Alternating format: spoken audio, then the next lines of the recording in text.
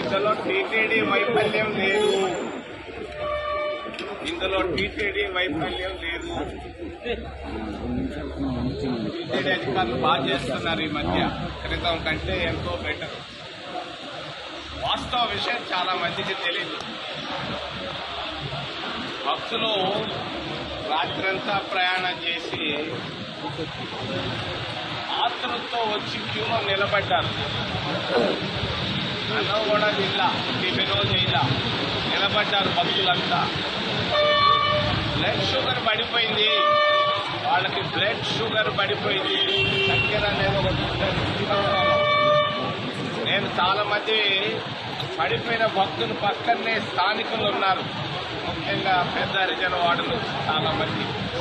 వాళ్ళు కళ్ళతో చూసి చెప్పారు, ఎవరు వాళ్ళని నెట్టలేదు, తట్టలేదు, వాళ్ళకై వాళ్లే పడిపోయారు.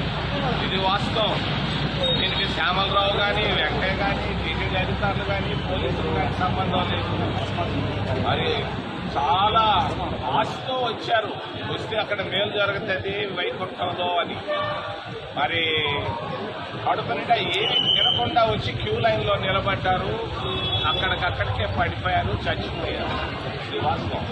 సో ఇప్పుడు ఆడ పోస్ట్ మార్టాలు చేసినా దొరకదు. అది కడుపులో ఏమీ లేకుండా, తిండి లేకుండా ఆస్తులతో పరిగెత్తారు వీళ్ళంతా, అందుకే చనిపోయారు. ఇందులో టీటీడీ వైఫల్యం లేనే లేదు.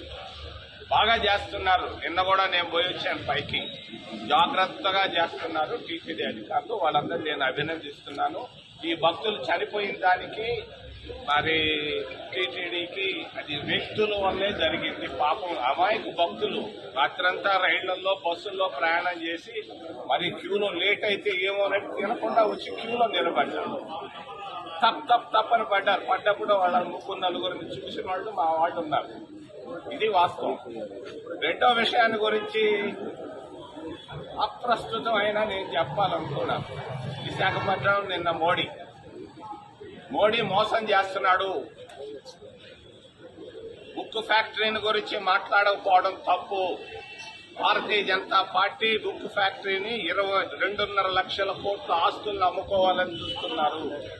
దీన్ని ఉక్కు ఫ్యాక్టరీ ఆంధ్రుల హక్కు. దీన్ని మోడీ నిన్న ఏం మాట్లాడకపోవడానికి మేము కాంగ్రెస్ పార్టీ తరఫున మేము ఖండిస్తున్నాం.